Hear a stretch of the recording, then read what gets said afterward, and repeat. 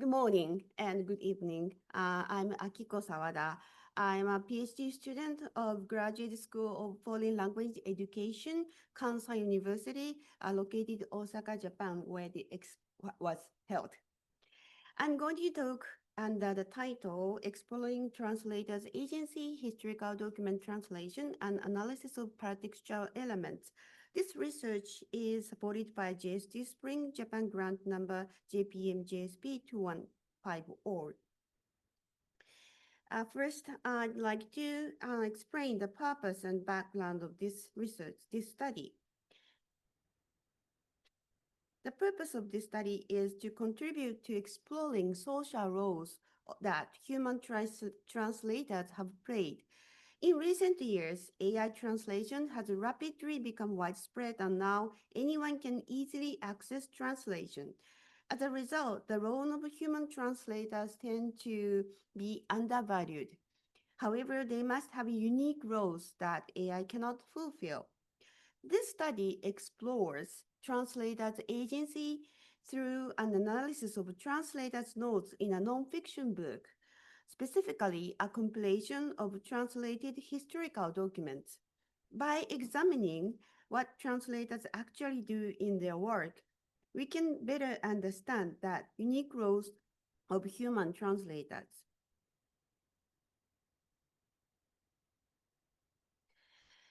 As the background of this study, nonfiction is often regarded as literature in a broader sense. However, translation research on paratexts has focused mainly on literary fiction with limited research on nonfiction translation.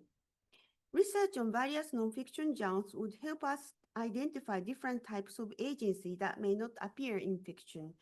Historical documents are one important genre of nonfiction.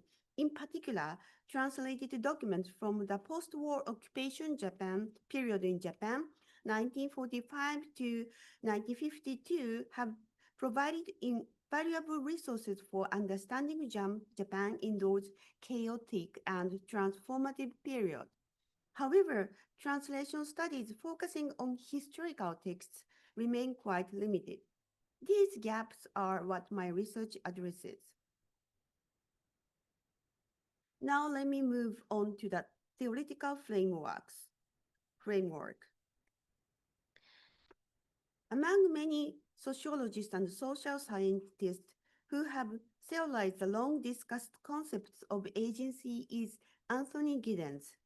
Giddens has not given a concise definition of agency, but he explained that agency is a capability of an individual to make a difference to a pre-existent state of affairs of course of events. The crucial point is could have acted differently, meaning having alternatives in terms of what to do. Giddens mentioned three key factors in agency. One is capability to do something while they could have acted differently. Then comes knowledgeability. It means a person has some awareness of what they are doing. Third one is capability to make a difference. Let's say this man exercising his agency. He kept going straight without taking a bus or turning left. When he saw a young boy crying on the street, he crossed the street and successfully secured the boy. The purple frame shows that he has capability to keep going straight, while he could have acted differently. The mint green frame indicates that he was conscious what he was doing, even at least partially. The pink frame is about his capability to make a difference in the course of events. In this case, he intended to save him when he crossed the road. Giddens' notions of agency is a part of his structuration theory. In this theory, agency and structure are central to understanding how the society works. This is a very simple defined diagram of the relationship between a structure and agency. Agency operates through a continuous cycle. Agents are both constrained and enabled by structures consisting of rules, such as social norms and laws, and resources, such as technology and knowledge and organizational capacity. However, agents don't passively follow these structures. Through their agency, they actively reproduce or modify these same structures. As agents exercise agency, they can gradually transform both rules and resources, creating ongoing interaction where both agency and social structures evolve together continuously. Then prior research and research questions. Though agency has been a hot topic in translation studies, guidance structuration theory has not been actively employed in the field. A rare case is Van Ruyen 2013. This research is about the practice of translation and the translation products created in a radio station in Johannesburg. I've incorporated her research findings into the diagram of guidance structuration theory.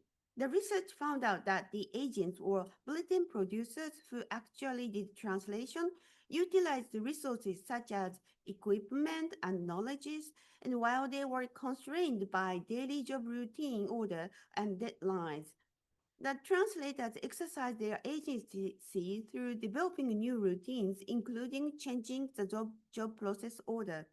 This research is a good example of applicability of structuration theory to translation practice.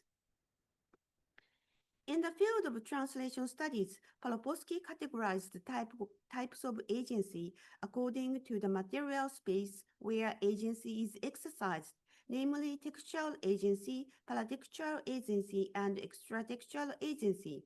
Among these, paratextual agency refers to translators' role in inserting and adding notes and prefaces. Paloposki also suggests that translators' notes reveal translators' conscious and subconscious perceptions of their readers as well as their understanding of their own role. Here arises the question, can translators' agency not only about adding paratexts, but also other types of agency be explored through paratextual analysis? And in translation studies, agency has been defined in various ways. A widely accepted definition from the 2010 Finland symposium is the willingness and ability to act. In this research, I use my own definition building on Giddens' theory. Translators' capability to act in one way among other possible alternatives with full or partial consciousness, thereby making a difference, whether intended or unintended, to a state of affairs or course of events. Regarding translators' notes, previous researches have identified four main functions: bridging linguistic and cultural differences, supplementing knowledge for background and understanding, expressing the translator's decision-making process, and guiding readers' interpretation through subjective opinion. These researches are on literary fictions, except for Nida, who investigates Bible translation. This raises another question. Are there other functions of translators' notes, especially in genres other than fiction translation? So here are my research questions. 1. What functions do translators' notes have? 2. What kinds of translators' agency can be conceptualized through translators' notes? Building on Paloposki's concept of agency in adding paratexts, I also examined translators' agency exercised during the translation and editing process as identified through paratexts. Now going to methodology section. My analysis involved translators' notes in Kanagawa MGT Activities Report Education, Using reflexive thematic analysis, I am identifying elements that are related to translators' actions and decisions taken during the translation and editing process, as well as functions of translators' notes. What is reflexive thematic analysis? Thematic, I will briefly explain reflective thematic analysis. Thematic analysis is a method for analyzing qualitative data involving systematic processes of data coding to develop themes. Among several thematic analysis methods, reflexive thematic analysis employs a flexible and full qualitative approach and values subjectivity of researchers. Here, reflectivity refers to a practice to critically interrogate or reflect ourselves and researchers on what we do, how and why we do it, and the impacts and influences of this on our research. There are six phrases in reflective thematic analysis. Currently, I'm in phase two. After finishing coding, I will proceed to generating themes, but the process is recursive, so I will go back and forth with those phases. I am using two-axis coding. One is translators' actions and decisions. This code refers to actions and decisions conducted by the translator during the process of translating and writing notes. The other one is functions of translators' notes, which are about the roles that the notes fulfill for readers. They are closely related. These two axes often overlap, where functions directly reflect translators' actions and decisions, a kind of two sides of the same coin.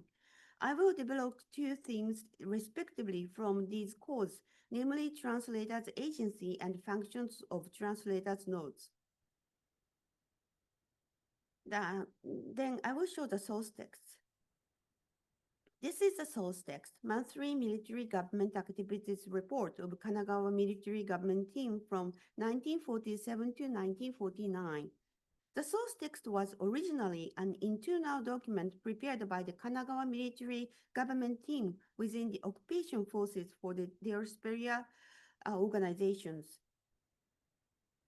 After the World War II, Japan was occupied by the Allied forces mainly composed of U.S. military personnel. Military government teams were stationed in 46 prefectures across Japan to oversee local administration. The Kanagawa team was one of those prefectural units. Each team submitted detailed monthly reports on various administrative fields, including politics, education, sanitation, and commerce. Given the scarcity of historical materials from that turbulent post-war period, these reports have become invaluable primary sources for understanding occupied Japan. Beginning in 1980s, several prefectures began translating these reports into Japanese for use in local histories and archival projects.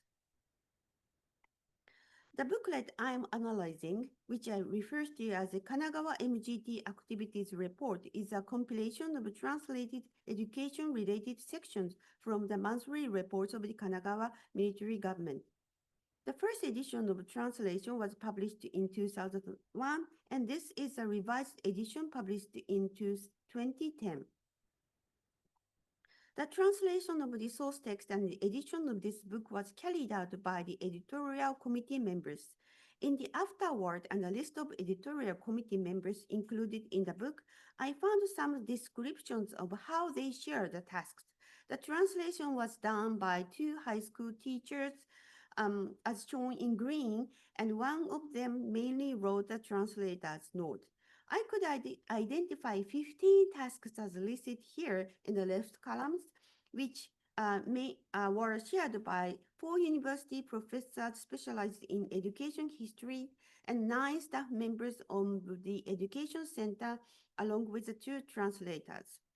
This means that the agency I'm referring to in this section is not agency of the single translator, but of a group of people. This can be referred to as collaborative agency. Then I'm show some example of my ongoing coding. First, I found that there are common actions and decisions made by the translator across all nodes, namely deciding whether to add nodes, deciding which information to include, and the level of detail, writing nodes. This slide shows translators node number 142.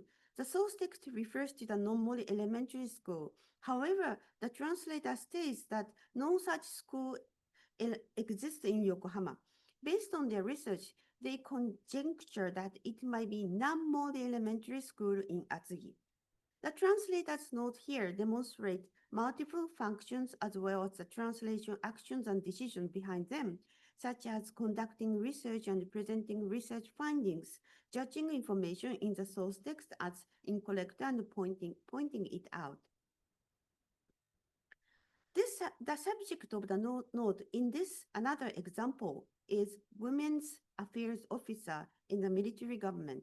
The translator has identified the person's name as Mrs. Schroeder. In addition, the name of the successor and the timing of the replacement was given based on the prefectural document issued in that period. The codes I have given include identifying the person referred to as the subject of the note and the provision of supplementary information. In this way, I am in the middle of coding about 300 notes in total. Discussion section. As for the research question 1, what functions do translators nodes have? Although I'm still in the coding phase, I have added some function codes that don't fall under the known four functions, namely pointing out misinformation in the source text, inferring correct information regarding misinformation in the source text, providing grounds for inference, indicating the source of information, providing information of subsequent developments.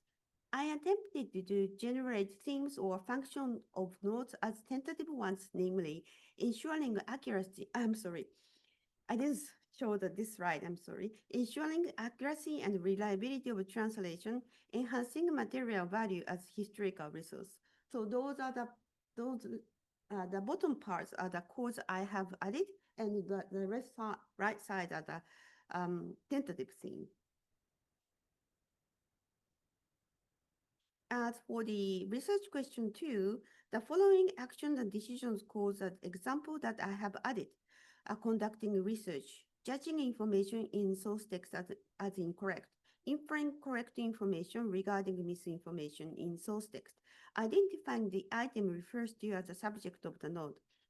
And I have been developed as tentative themes, namely capability to critically evaluate the source text, capability to investigate and ensure the accuracy of translation.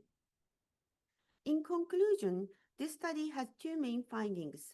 First, functions of translators' notes have probably been understudied. By examining paratexts in various genres of translated books, including historical documents, additional functions can be explored. Second, translators' notes serve as a source for exploring translators' agency, not only in the act of adding notes, but also in the decision and actions undertaken during the translation and editing process. Future research should examine the structural elements that shape translators' agency and analyze translators' notes across different genres of nonfiction to develop more comprehensive understanding of translators' notes. Here are references. Thank you for listening.